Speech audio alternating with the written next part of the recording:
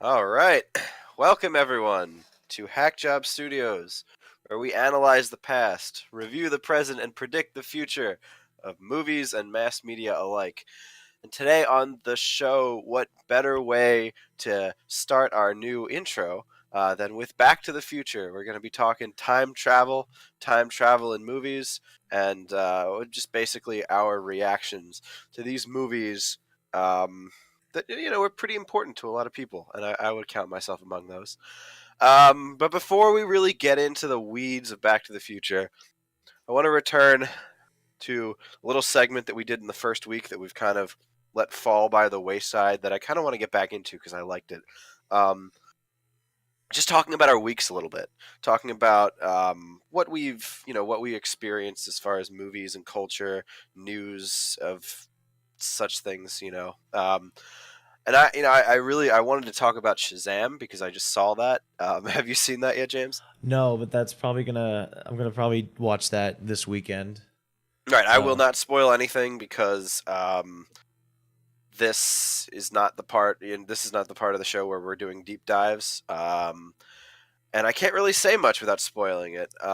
well, did you like it? That's all I was gonna say is that I loved it. I Okay. think it's the best DC movie yet. I I think heard some that's good things about it. best DC movie yet. Kind of a low bar, but still, great movie. Interesting trailers, but before it too, there's a new Dora the Explorer movie that Oh literally looks yeah, like Dora and the Temple of Doom. So yeah. thoughts there, but who even knows? I mean, I Yeah, but definitely no, want to see it. I was gonna say stuff about Shazam and other things, but then completely overshadowed. We have to talk about the Star Wars trailer, just a Oh little bit. yeah, We I do. did see that trailer. I saw the You didn't trailer. see the No, you I did did. see I the did. I did. you did. I Okay. saw. What did you think of it? Well, okay. So I'm gonna be upfront and honest. I am not the biggest Star Wars fan. I consider it just it's good. It's good. It's been a roller coaster of a ride though, as far as what the series has been going through. And I saw episode 7. I saw The Last Jedi, and I'm not a fan, or I didn't like the direction of where it was going, but that's also, I don't really appreciate it as a start. Like, I'm not really that much of a Star Wars fan. But when I saw the trailer, I I was thinking they're gonna play it safe. They're gonna bring back a lot of. I mean, they're making a giant nostalgia trip. I heard the laugh, the Emperor laugh, and I'm like, it's gonna be some sort of dumpster fire. I'm a bit skeptical, to be honest. I'm not gonna lie, I'm a little concerned too. And I think what you said is right. Playing it safe. I'm afraid that they're gonna play it safe too, because I think I might be in the minority, at least as far as big Star Wars nerds go. I loved The Last Jedi. It was one of my all-time favorite Star Wars movies, and I know that's a not a very popular topic, but I'm sure we'll have a chance in the future to talk about The Last Jedi at length, and we'll be able to find plenty people who can come at it at every angle to destroy it. But I will always be in that movie's corner. I think that the thing that I loved so much about it was that it didn't play it safe. That movie took a lot of risks that you didn't see from something like Force Awakens that was extremely safe. And now it's back in J.J. Abrams' hands. It's hard to it's hard to not be afraid that he's gonna go back to playing it safe. But that said, like I don't want to read too much into the trailer. You're gonna get a lot of people out there on the internet and elsewhere who are gonna like just analyze every single frame of this trailer to try and pick little things out. And basically you're going to find what you're looking for. If you're looking at it to get hyped, you're going to get hyped. If you're looking for things that you're going to love, you're going to find stuff that you're going to love. If you're looking at it to find things that are going to worry you, you're going to find things that are going to worry you. I know, like for instance, I am worried that they might reverse the stuff that they did with Ray's parentage, and I'm able to look at that trailer and see clues where maybe they're going to reverse that, and that kind of worries me. But I don't want to freak out too much about a trailer. I think it was actually a well done trailer, and yeah, we'll reserve more of our heavier judgment for the movie when it comes out. Not to say we won't be talking about it in the coming months. I'm sure we will. But yeah, any other things you want to mention, James, from this past week? Well, I know me and Lexi have been really into reality TV lately. I know we're big Jersey Shore fans, and they That came out with episode's coming.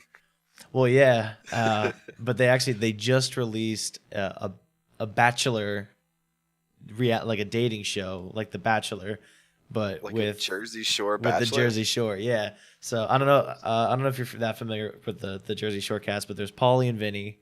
They're two pretty popular people, and basically they're just like, let's just bring all these girls in and give them a chance to date us, and that's Gross. very. It's a very yeah. I mean, it's a guilty pleasure. I'll gladly admit that, but seeing it, it is a roller coaster of funny, of cringe, of just everything that you don't want to see in real life, and you're happy that it's contained within the little box that you see in front of you. I only sat down to watch that show like once or twice, and it was with you and Lexi. I don't know what we were doing, but we were probably chilling around your apartment one day, bored, and you're just like, "Let's watch Jersey Shore," and I'm like, "Ah, fine." um, but yeah, I don't know. It's weird because I grew up at the Jersey Shore, and I grew up, and I still live there now, but I grew up around like south of there where it's not quite like that. And there Hmm. you'll get a lot of people around where I live that say like, "Oh, Jersey Shore, it's nothing like the show." It actually, if you go to the town where the show takes place, it's very much like that. Seaside Heights is exactly what you're seeing in that television show. It's But definitely true to the history. yeah, but where I live, there are a lot of people that are kind of bitter about that.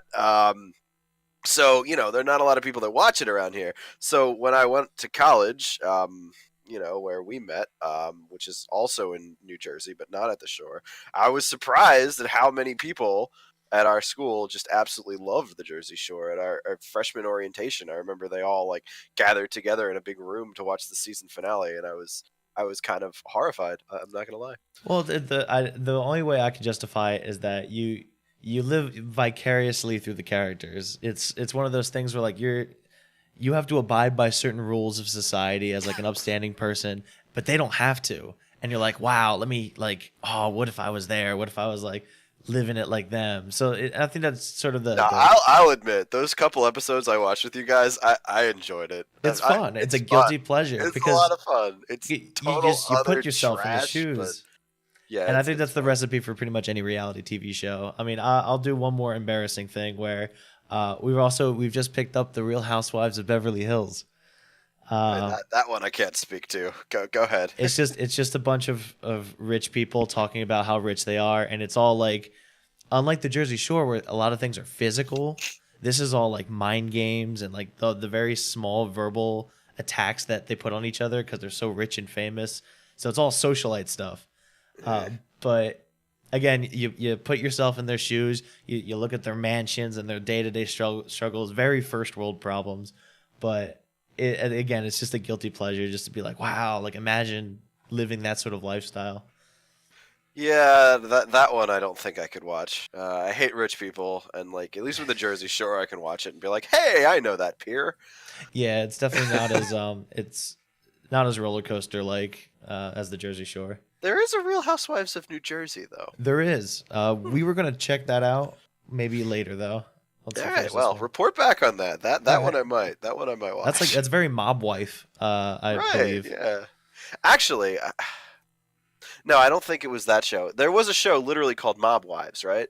Yeah, I that's I another show. think I think I met one of the mob wives when I was working one of the casinos down in Atlantic City. Not the one I work at right now, a different one.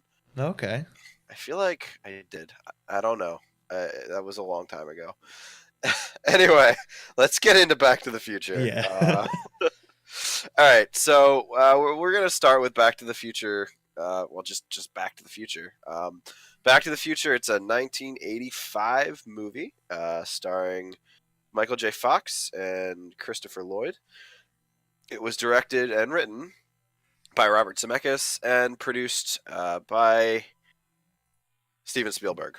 The movie follows Marty McFly, played by Fox, who's this like cool kind of wisecracking 1980s teenager who gets stuck back in the 50s as a result of a time travel experiment that he's doing with this mad scientist doctor. Um, and while he's there, he accidentally prevents his parents from meeting, so he has to fix that and basically set them up before he can go back, or else he and his siblings won't exist. Pretty simple concept. A very a played out concept as far as time travel goes, but this is pretty much where that trope started. So you can't blame the movie for that. In fact, it really inspired a lot of modern day interpretations of time travel and the whole like interactions with like changing the past and affecting the future. And they very I know time travel is a really big touchy subject when it comes to like accuracy and making sure that all the loose ends are tied, but I think they did a pretty good job with keeping it simple and yet entertaining at the same time. Yeah, it's definitely the prototypical time travel movie. I grew up with this movie. This is the kind of movie that we would have like rented when I was a Hmm. kid from a video store. And I remember seeing this movie multiple times, and I don't really think that I watched the other ones when I was a kid. I definitely caught back up to them somewhere along the line, but I feel like we never rented that when I was a kid because my dad didn't think it was funny compared to the original. And there's some validity there. I don't think the second and third are as good, but they still have some value. As far as part one goes, I have a couple points that I can analyze. But did you have anything you wanted to bring in about the plot, James? No, I think it's just your standard. I mean, I guess not at this point because this kind of like the very first movie that kind of does time travel right in a way. Yeah, So the plot's very cut and dry as far as like, oh, we have to fix what we screwed up. But as far as that goes, no other really analysis is that I can think of. yeah. I think one of the big things that I took away from this movie, and I don't know, this might be my perception bias, but we talked the last couple day or the last episode about nostalgia, particularly 50s nostalgia with Grease, and now we're coming back to the 50s nostalgia thing with Back to the Future because Marty gets stuck in the 50s. Most of that movie takes place in the 50s, so it's really about how he interacts with the 50s landscape and his parents in the 50s and what was like considered cool in the 50s. And I think it's interesting because this is kind of late-ish in the 50s nostalgia craze, 1985. The whole 50s nostalgia thing started in the early 70s. You see it throughout the 70s with Happy Days, and then we touched on Grease last week. By the time you get to 1985, I think it loses a little bit of its nostalgia as far as like a happy, a yearning interpretation of the past. A lot of the 50s nostalgia, the impetus for it was this desire to return to a simpler time. And of course, like that whole line is bullshit. I mean, we know that now. The 1950s were great if you were a middle class white American, but like otherwise, it wasn't an idyllic time that we remember. But like, it's still represented in our media as this like simple, idyllic time before the dirty hippies came around and ruined everything. I mean, the Um, comparison itself is very apparent from because you see a lot of the graffiti in the 1985 landscape, and especially with the second one as well, even before the sort of antagonist gets his hands on the on changing the future. right, but Uh, go ahead. I was just gonna say even in the first movie when he returns back to his time, he finds the hobo sitting was it Red sleeping on it. There's graffiti everywhere. Like it just looks like it was so bad returning back to 1985, even though Marty was so happy that he was able to fix his family's lifestyle. So I think that the movie is definitely like trying to make some sort of point about like what the 50s was in comparison to where it is now. Yes, but I'm gonna push back against that a little bit. Okay. I don't think this movie is as um, nostalgic for the 50s as we might think. I'm not necessarily going to say that it's critical of the 50s.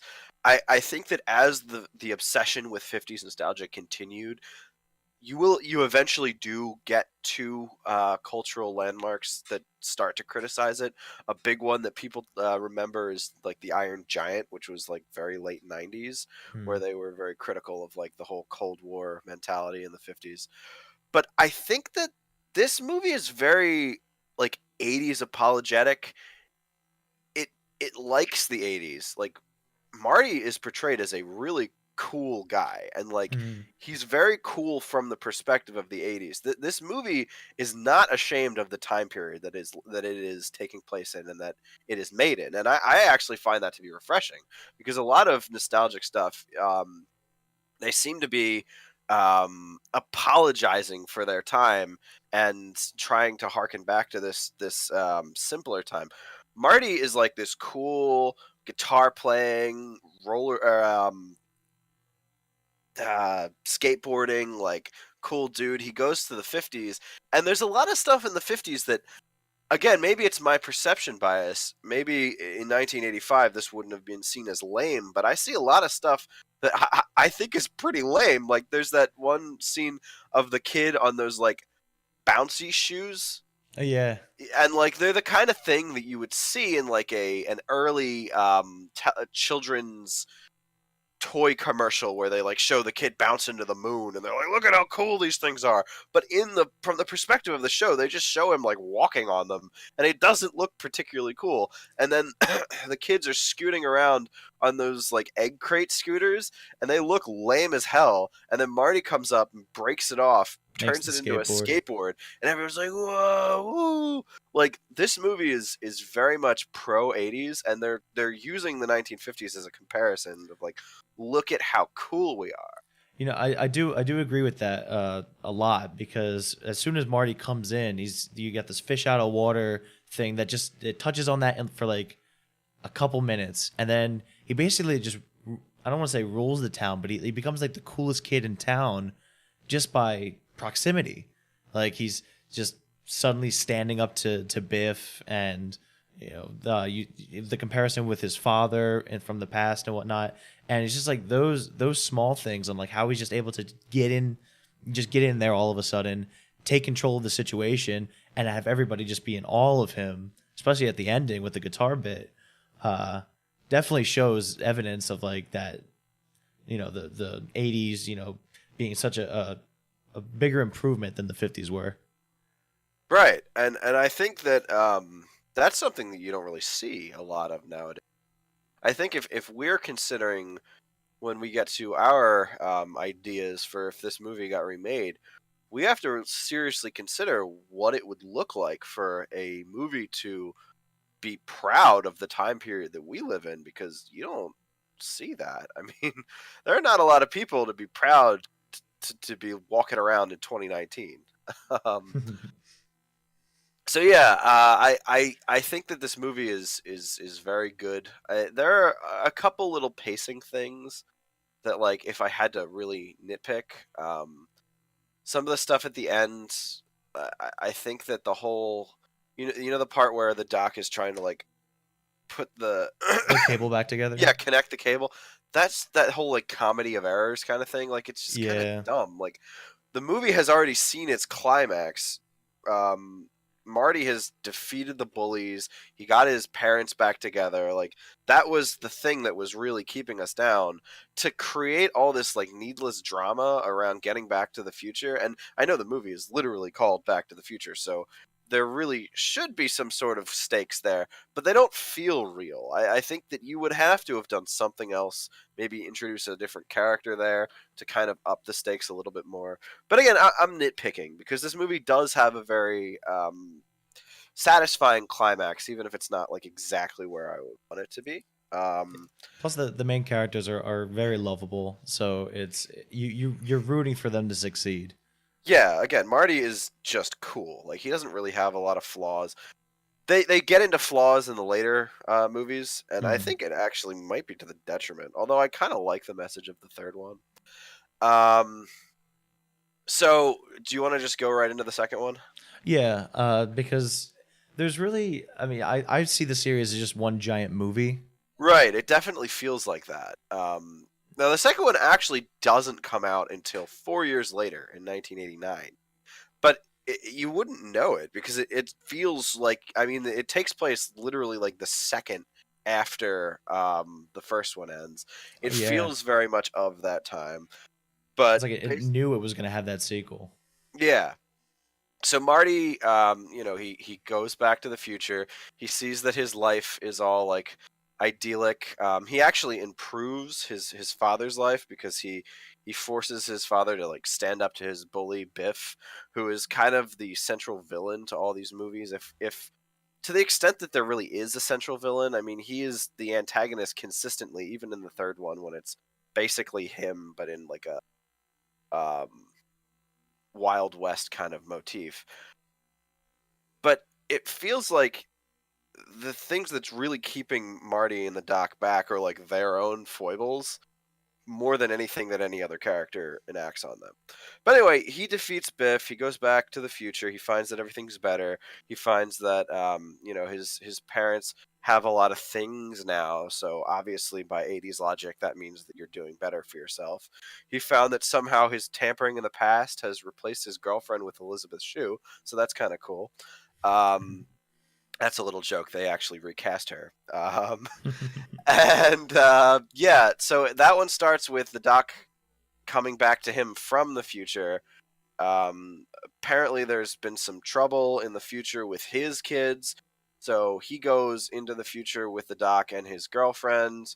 Uh, they solve a really simple, stupid, honestly, problem that like doesn't really have very much stakes. And It's definitely a then setup for the actual problem. yeah, Biff gets his hands on a sports almanac that he takes back to the past, gives to his past self, who uses it to reshape 1985 in kind of like the way he wants it to be to make him really powerful.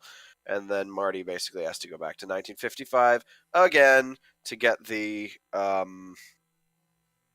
sports almanac back from Biff, and then he does. Honestly, I think part two, even though I remembered it fairly fondly, going back and seeing it, I think this might be my least favorite. Yeah, a lot of the stuff is very forced. I think they had a lot of small ideas and no really interconnectability between all of them. One of the examples is I didn't understand the whole chicken bit. It's like suddenly Marty Right. doesn't like has to stand up. It's like a tick almost that he can't be called a chicken. It's like that was never established in the first. Like there was no insecurities with Marty in the first one. And they were like, if we're gonna have him, we have to give him a flaw because he needs a flaw. Yeah, it And seems like a flaw that they added for like no reason. I, exactly. I think they resolve it fairly well, actually, to give the third movie credit. But Mm. within the context of the second movie, it just seems weird. I feel like they had to solve it in the third one because it's just Right. a giant loose end that can't be ignored. And there's a lot of problems with this movie. I mean, when I think back to when I saw this movie as a kid, my mind goes to like, oh, this is the one where they go to the future. And a couple years back, 2015, when we actually reached the date that this movie was talking about, everybody made a big deal about it. Like, oh, where are the hoverboards? Where are the flying cars?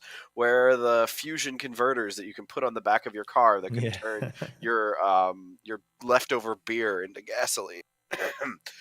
um, and that was a little like a hurrah that everybody made a point about.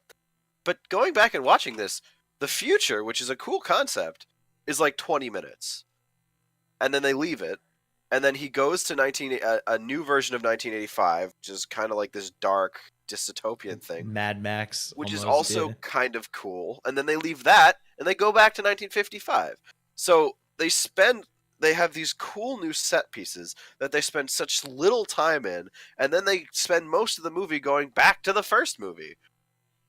And I do appreciate the little interplay between the first and second movie where he goes through and he sees the things that he did in the first movie and he can't like interact with them. Like I think that it works very well in terms of just forming a basis for the mechanics of time travel. And so I'm sure it was very influential on future filmmakers and writers and all. So like props, props to them for that. But from an entertainment standpoint, like I just found this movie boring.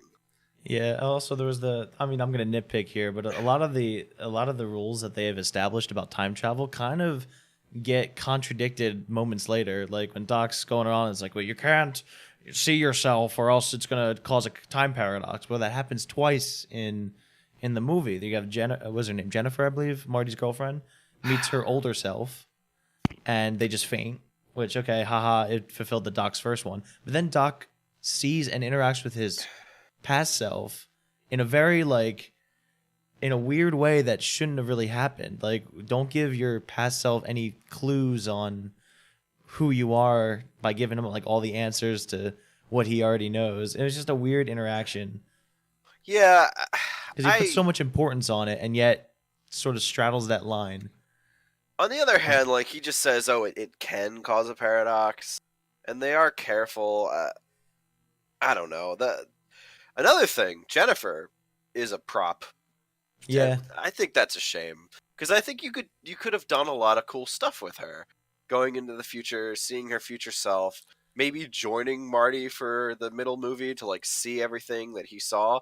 It might have been like a different set of eyes to show this like 1950s. and they Um, yeah they load her up with so much information about like she now knows that the reason why Marty's downfall or gets fired is because he gets called chicken because of an accident, and it's right. just all this exposition that is given to her, and she has it now, and then they just no, you go lay down, and we're gonna put you away now, and I was Yeah, like, they didn't do a lot with her, and I feel like if they were going to spend the entire second movie in the past as opposed to in the future or the alternate 1985, which were cool, they might as well bring a new character there to like show it to her and get her reactions and say, "Hey, like this is what I did," and she can be like, "Oh, cool," that's a lame way of interpreting it, but like I think that she could have had a lot of say in this movie, and I think that she spends like half of the movies unconscious.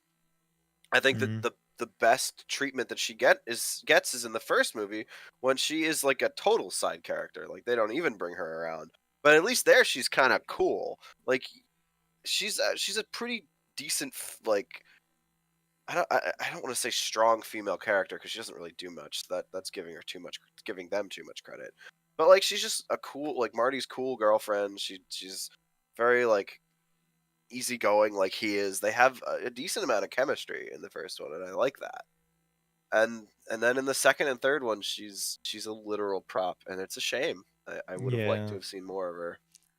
And say like it just felt like it was going in all these different directions, and then they just finally picked one, but everything Right. else was sort of falling to the wayside. Yeah. And I wrote a couple things. I wrote the chicken thing. I thought that was kind of dumb. It was kind of interesting to see the '80s nostalgia diner in Mm-hmm. the in 2015. I mm-hmm. think that since this movie came out in 1989, they had a little bit more of a holistic sense of the '80s than I think they even would have in 1985. So they got to show Marty honestly like what happens for the next 4 years, because he's still in 1985, which is a neat little trick. I think he was probably surprised to see how Michael Jackson had fared in the past 4 years. Yeah. Um, and I thought it was kind of funny that it was like this was the late '80s, so this is when they kind of thought that Japan would just kind of control everything in the future, which they were kind of wrong about. It's really China, but Well, it's whatever. also the even in 2015 they put like a very 80s spin on it, and it's really nice to see like what a generation thinks about when they think of the future. I mean, we do it too with our movies now, but it's always a I would call it adorable to sort of that aspect where it's like if you go on to someone up in the 80s, you're like, well, what do you think 2015 is going to be? And they're like, wow. So They're I thought that they're was pretty cool. they're always so optimistic with the flying Yeah. cars, man. The flying cars have been a thing culture since like I'm sure before the Jetsons, but the Jetsons is what comes to mind. Um, but that said, I don't think they could have predicted the internet, so True. suck it, 1985. Um, all right, let's get into the third one briefly, and then we can get into our kind of our interpretations for the future of this franchise if it Oh has yes. one. So the third movie is one that I think I always used to think never needed to exist. There was one plot thread that this movie actually addressed and tied up. I forgot about it going in. I thought like, okay, they resolved everything at the end of the second movie, and now they just want to have some fun in the Old West. Fair enough. But there was the plot line of Marty in the future, how he kind of wrecked his future by always fighting when he's called chicken. So to be fair, they resolved that. Mhm. Um, but basically, what that movie was, at the end of the second Back to the Future movie, the Doc gets hit by lightning while he's in the DeLorean. He's transferred back to 1885, so 100 years before the original timeline. And then Marty has to go back there and save him, even though the Doc doesn't want him to save him. Marty does because he gets information that the Doc is going to die soon after. He goes back there. They do some pretty stock standard Old West stuff. Some Mhm. gunfights, some saloons. It's honestly really boring stuff. And the Doc actually meets a girl and falls in love, and that was actually kind of charming. Then they use a train to push the DeLorean back to the future, and then they go back to the future again, and then Marty reunites with Jennifer, and he kind of resolves his little chicken problem, and then at the very end, the Doc shows up in a time space locomotion thing and introduces Marty to his son, and that's basically it. It's a movie that honestly didn't never needed to exist, Yeah. but I think it's a Very. little bit more fun than the second one, if only for the fact that it's a little more focused. It's not all over the place. It does take place in one time period. Um, And I actually like the whole message with Marty not picking fights that he doesn't need to. I think that a lot of messaging in our culture is telling young men to just fight each other. And the fact that one of the big, climaxes of the movie is when the bad guy is outside of the saloon with a gun and says, "Come fight me," and he says no. Now he does, of course, end up fighting him, so maybe that takes a step in the wrong direction, but he's doing it to save someone, so it's not quite as stupid as it was in the first place. And he demands that they don't fight with guns, so that's kind of cool. But they still beat each other up with fists. Like, one step or two steps forward, one step back. I guess I'll give it credit for its time. A little bit of tackling of the toxic masculinity trait, and then he comes into the future and he learns from his mistake, and he doesn't pick fights with people who call him chicken, and then everything gets resolved. So little props there, I guess. Yeah, definitely a. I think yeah, you were right before when said they probably had a lot more fun with it because they knew that they didn't really have to do anything as far as like taking care of all these other plot threads. It was just a very singular thing. Let's just tie this up and then self-contain it the rest of the way. It was just basically a rescue mission. Yeah, and I'm sure on some level Robert Zemeckis just always wanted to make a western, That's and I true. guess I guess props to him for that. That gives him his chance to. And I'll be honest, there's a little bit of bias on my part. I kind of hate westerns. I mean, unless they're done really well, like by the Coen brothers, I think they've had some good westerns. But I really don't like the trope of the old west in media because it's overblown, it's inaccurate, and it romanticizes and glorifies some kind of toxic parts about our history as a country. Um, but that's just my take as an old history major. Well, with that being said, do we want to attempt to Yeah, let's go into it because I let's don't get really have too much else to say. so I have other little points, but I'll hit it. let's I'll hit let's them when we address get there. the time machine in the room and let's bring up the first thing that comes to my mind when it comes to a Back to the Future remake or redo is Rick and Morty. I Right. think that's a very common thing that a lot of people are going to be saying. Well, they sort of did it. They sort of did Back to the Future for the mainstream. It's called Rick and Morty, except it's cynical and nihilistic and all these other words that redefine the millennium mindset. Right, and you kind of told me when we were preparing this episode of your little conundrum, where your whole thing is bringing in cynical, nihilistic takes, and you kind of got your thunder stolen by Yeah, I mean, I love the subversion of a lot of common things. I like putting a dark spin on stuff, and it's like, well, how am I going to do it? Like, how can you do this? I mean, Rick and Morty is pretty. It hits that nail on the head pretty well. I mean, it's. I mean, so do you have anything else to say? As far as the being able to differentiate, sort of like, or sort of breaking away from that Rick and Morty rubric, and well, or what for it'll me take. personally, like if I were to do it, I would try to make it uh, maybe not serious, but just like a fun update, not be dark, not be cynical. So, okay, as far as next steps for this franchise, Robert Zemeckis has said that he does not ever want to see another Back to the Future movie made, and credit to him because there are a lot of directors, who will sell out and just keep making stuff for Hollywood money forever. And I don't think that these movies ever need an update. I honestly think that three was too many.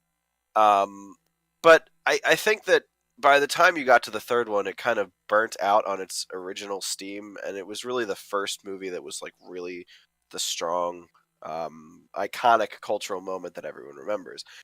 You could potentially make a new one with a new team behind it, bringing in fresh ideas that could be fun on a level that, say, like Jurassic World was. Now, I don't really care about Jurassic Park movies. I don't think I've actually even ever seen any of them, so I can't really judge Jurassic World fairly because I haven't seen that either. I'm sure we'll do an episode on Jurassic Park at some point, so I'll have to. But I think that you could, even if it doesn't live up to the original one, you could still make it big and flashy and fun. Um, and just because Robert Zemeckis says he doesn't want more doesn't necessarily mean that there never will be. I mean, we all know George Lucas said the exact same thing, and now we get a Star Wars movie every year until we all die. Now, I don't think that there's as much interest in Back to the Future as there was in Star Wars, but maybe someday some executive will come around and make Zemeckis an offer that he can't refuse. But there is something to be said for the fact that that hasn't happened yet. So why hasn't? I think the thing that we were trying to focus on for this episode is why hasn't this movie been remade yet? Um, And I get the simple and the simplistic sort of like escape answer is, well, it's already here. It's Rick and Morty. But I think it could be done in a way where it doesn't have to be as almost satirical in a right. way. And I mean, I think one of the big, the elephant in the room is Michael J. Fox, Mhm. and how he's not a Scientologist, and this is like we're not doing like the last two movie episodes. We focused very highly on Scientology. Yeah, in a way. No, I'm kidding, of course. He has Parkinson's disease, and Mm. that affects his career. He still acts, but he has to play pretty much characters either with Parkinson's or something related, to kind of explain away Yeah, it's definitely his adjusted. disability.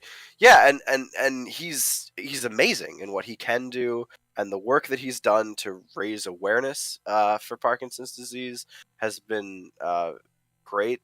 But I don't know. I don't know if you could put him in a new Back to the Future movie and have it feel like Back to the Future. It might just feel kind of sad. Yeah. I hate to admit that.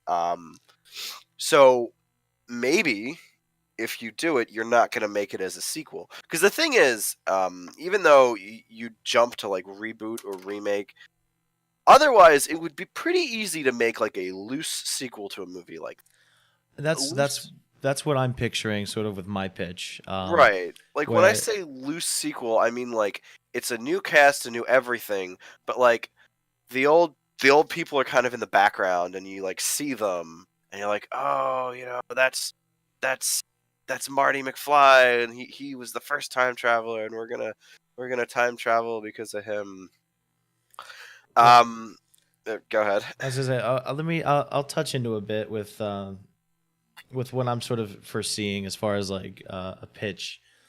There you have so I don't want to have Marty McFly. I kind of want to have him. He fixed his own life. I want to have him sort of taken away, and then I want to take Doc Brown and the woman from the West.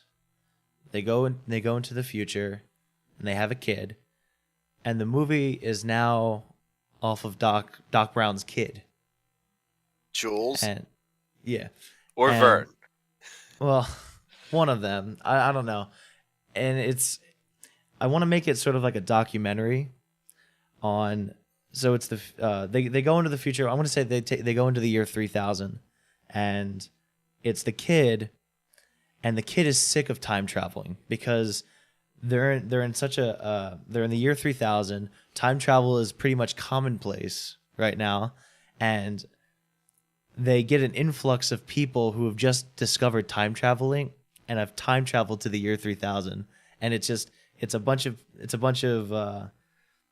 Marty McFly's and Doc Brown's coming into the year 3000 to visit it, and it's causing like havoc because it's just like you have these random people just trying to go about their day in the year 3000. You have all these time travelers coming in and screwing things up. I think it'd be a pretty good comedy and good commentary on time travel itself.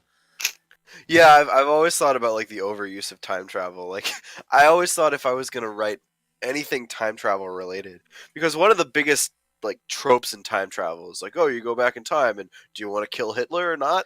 Yeah, So that's one of the like things I want. Yeah, I want to discuss right, that too. exactly. So the joke is like you become a time traveler and like, how come nobody's ever gone back in time to kill Hitler? And they're like, dude, Well, that's sort of people go back in time and kill Hitler all the time. I've done it 3 times. You're not a real time traveler until you've or, gone back in time and kill Hitler. or what I'm seeing is like the kids like just going the kid he's probably like 20 years old, like he just has a job, like an office job, and he's going, and then things are like the entire year is volatile as hell, like things are changing all the time because you have these time travelers going forward in time and visiting them and like causing all this ruckus because they're like wow, and then you have all the people going back in time and changing shit. And because they're all going back and changing shit, everything in the future is just changing all the time. And they've had to build a lifestyle around it. So this is like, you know, the guy's drinking his coffee, right? And all of a sudden the coffee disappears. Like, oh, I guess someone had to go and ban slavery. Jeez. Or just get rid of it all of a sudden. And it's sort of a nice little commentary on the fact that like a lot of the stuff that we would say, like going back in time and killing Hitler, or going back in time and just like removing slavery altogether. It sounds like a noble deed, but that in itself produces ripples that could actually hinder the future of humanity. Have you ever seen the Family Guy episode Back to the Pilot? No, I haven't. It's like it's late in the show's run. Is the show still going? I don't know. Maybe That's one of the great questions we might address on this show. if it is going, it's like, is it Family Guy anymore? Well, my great question with Family Guy is: was it ever funny, or was I just 14 once? Like I don't know. I mean, that could be it as well. Yeah. Right. But anyway, it's a later episode, and they go back in time to the first episode that came out in like 2000, and they're like, oh, you know, we have to interact with ourselves and all that. But it's quickly overshadowed by the fact that Brian is in the year 2000, and he's like, oh shit, I'm in the year 2000. I need to stop 9/11. And Yeah. like that, I I kind of feel like that kind of broke time travel. I mean, obviously there's been plenty of time travel movies since then, but if you're doing Back to the Future, do you have to announce, or do you have to address 9/11? And like the way that Family Guy addressed it was like kind of weird, and like they made a joke out of it, obviously because it's Family Guy, but like they go back in time, they prevent 9/11, back to the future, and everything is worse. So now they have to go back in time and cause 9/11, Yeah. which is just Well, that's yeah, okay. one of the big things that if you're gonna That's make a where you time want to travel go. movie, That's fine. if you're gonna have a time travel movie, that's something that you have to discuss. It's like it's very utilitarian in a way. It's like, but on the grand scheme of the entire timeline of humanity, where it's like, yeah, at this point in time, it was very bad, or it set off a chain of events that were bad, but in the grandest scheme of things, it's almost insignificant or and perpetual to how we develop. So it's shouldn't be about going back and fixing the things that have happened, but rather taking what you have now and learning to react and adapt to what's been going on. Right, Uh, and I like your idea because I wasn't thinking of something like that where it's so more than it being a reality where time travel is a novelty because Lord knows that's been done to death. You create a world basically where time travel is just something that you have to deal with because yeah, everyone's friggin' doing it. and So everyone you in the have year 3000, you're absolutely right. Yeah, everyone in the year 3000, they've done time travel and they don't want to do it because it's a gimmick. It doesn't fix anything, you know. yeah. So if anything, it's just turning into this.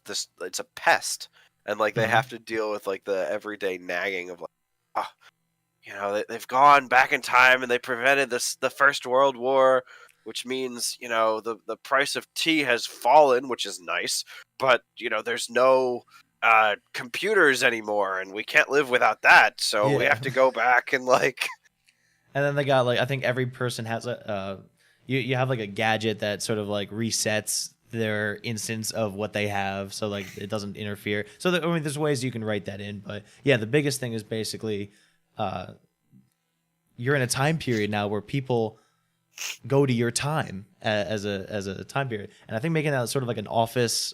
I envisioned The Office, but just making it just a documentary movie in itself, where you're just following Doc Brown's kid, uh, just a day in a life. I think it would be pretty cool and a like pretty good. a mockumentary kind of thing. Yeah. Maybe even like a limited run Netflix series, not like a single movie.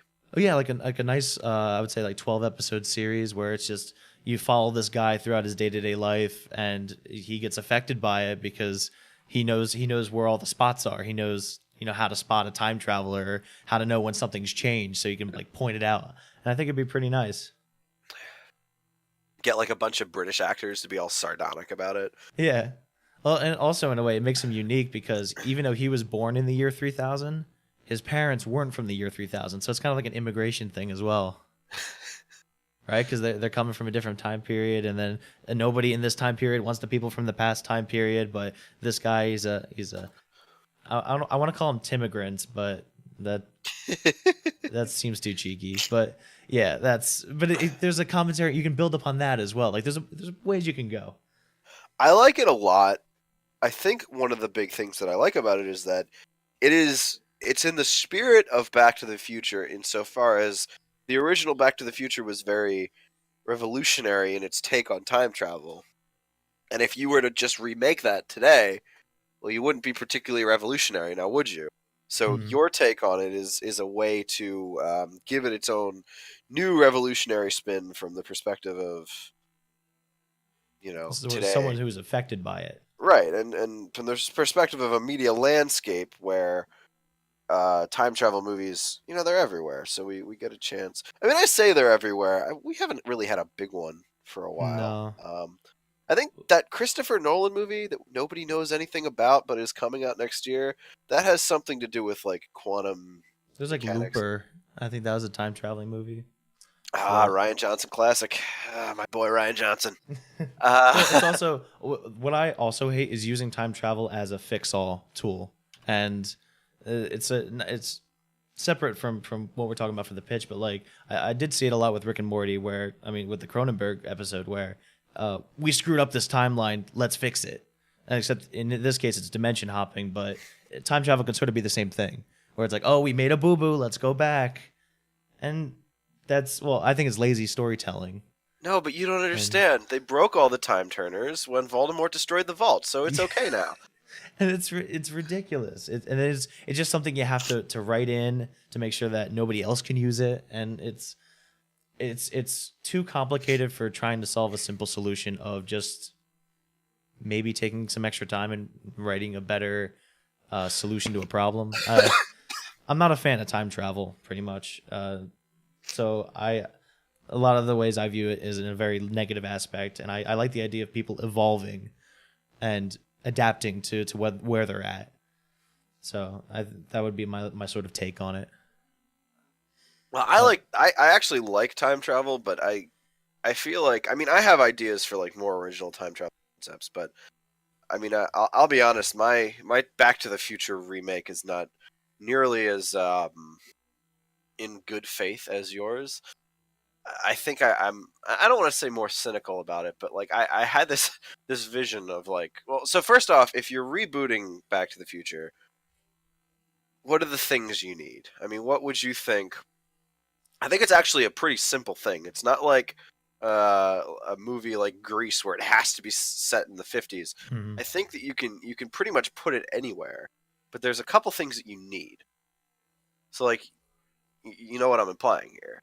Yeah, but you got to have time travel. Well, you need time travel. You need the DeLorean. I You think need a DeLorean. The DeLorean is key. Literally nothing else about the whole franchise is iconic like the DeLorean. There's no other um like Except for Doc Brown himself. right, Doc, And but like 21 there's gigawatts. it's not a very diverse Happy Meal toy line. Like like if you get your DeLorean. So I'm thinking you have the trailer, right? And you know that annoying ass nostalgic piano thing that we had a few years back when they first rebooted Star Wars and they first rebooted Jurassic Park, where they're like playing the Jurassic Park trailer and it's like da da da da da da.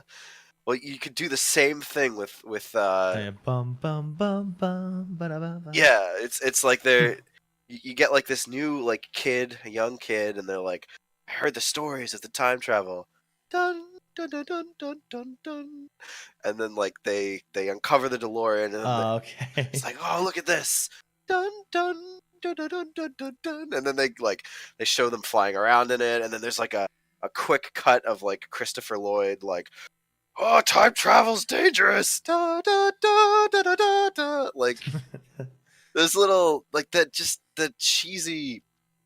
I don't know. I'm not a big fan of the whole nostalgic piano thing, but I do think that there is a lot of interesting ways to do this, and for me, I have these like two conflicting ideas that when I really think of them, they cannot be in the same movie. They're completely the antithesis of one another. So I think we kind of have to settle which one.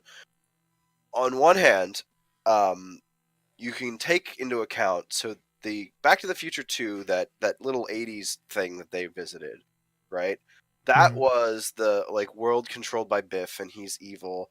And like everyone has said, and I don't know how much truth there is to that, but have you heard what they say that Biff's character is based on Donald Trump? Yes. Right. So, movie where Biff becomes president and then main character has to go back in time to stop Biff ever becoming president. Um, that's a thing that you could do that would be very relevant. And I think even Back to the Future, with how ridiculous they predicted the future to be, I don't think they ever would have made Biff president. I don't think that they would have been nearly that cynical. And then other idea, which is the complete opposite of that, but I think it's something that our culture needs more of.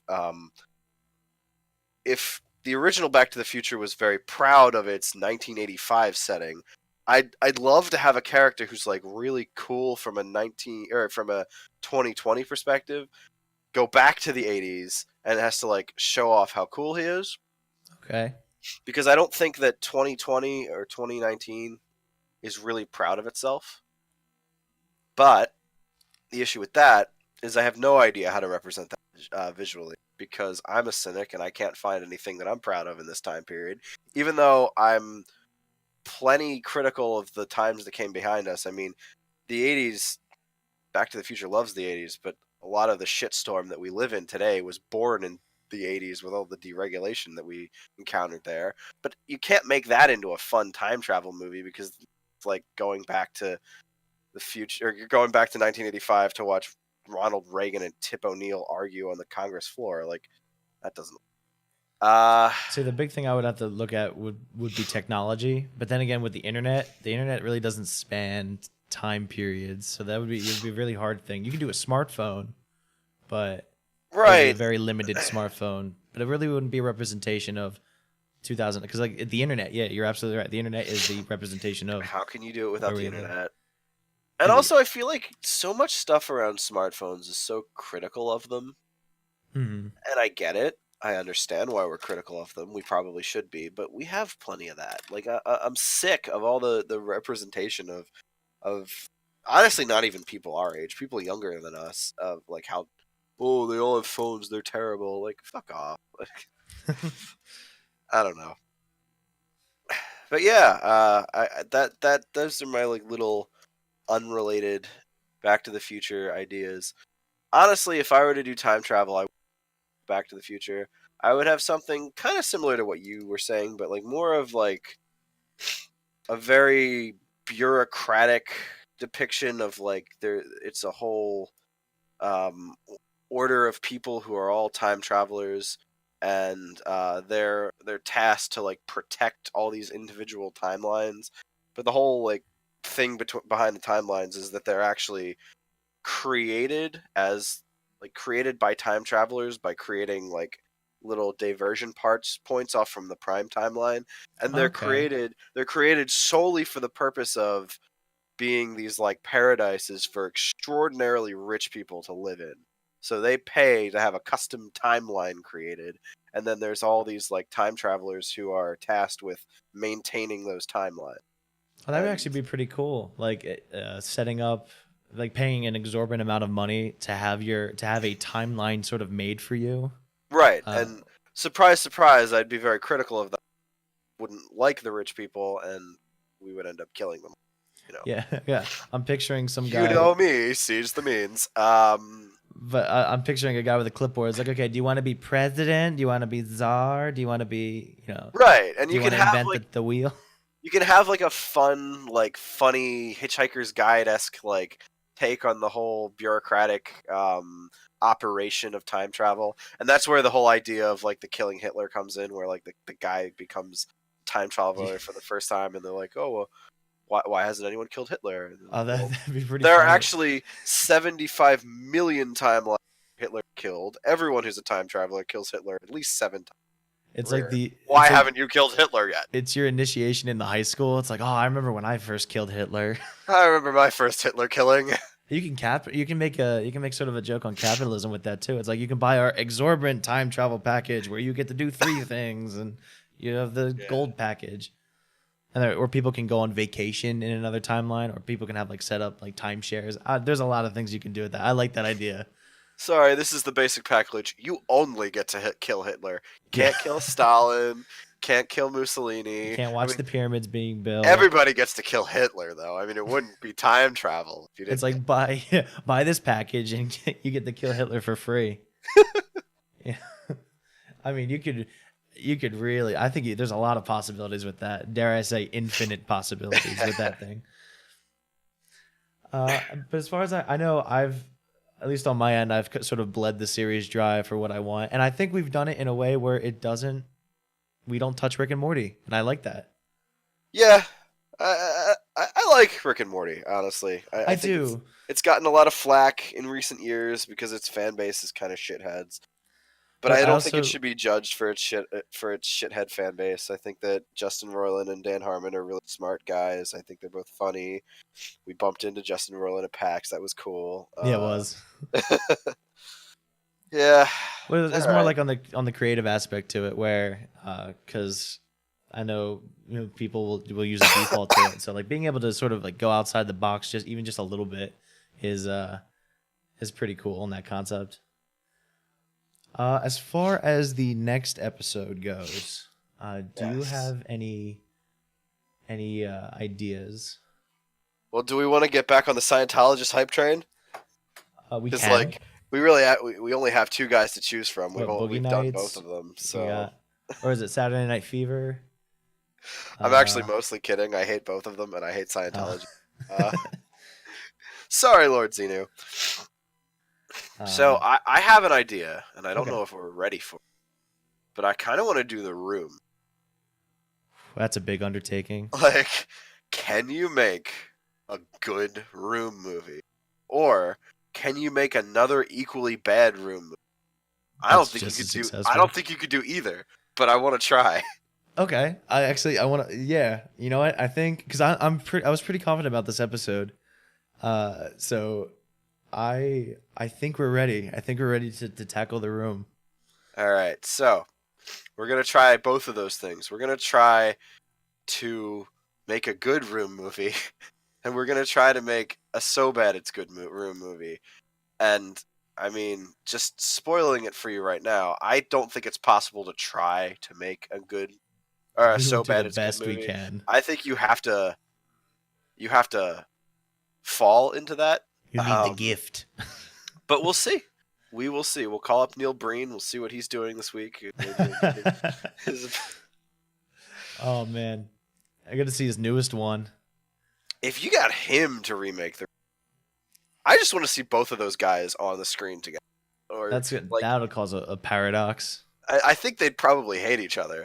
But like just to see them write something together, oh, it's a dream. All right, I think we're pretty much settled. Do you have anything else you want to address before we Uh, head off? no, I'm just excited for the next episode. I'm excited to see what we can come up with. Yeah, I'm a little worried, honestly, but we'll see. I'm Okay. looking forward to only having to watch one movie because I'm trying to catch up with Game of Thrones right now, so that Oh helps. yeah, true. Okay, until then, we will see you all next episode. All right, goodbye, everyone.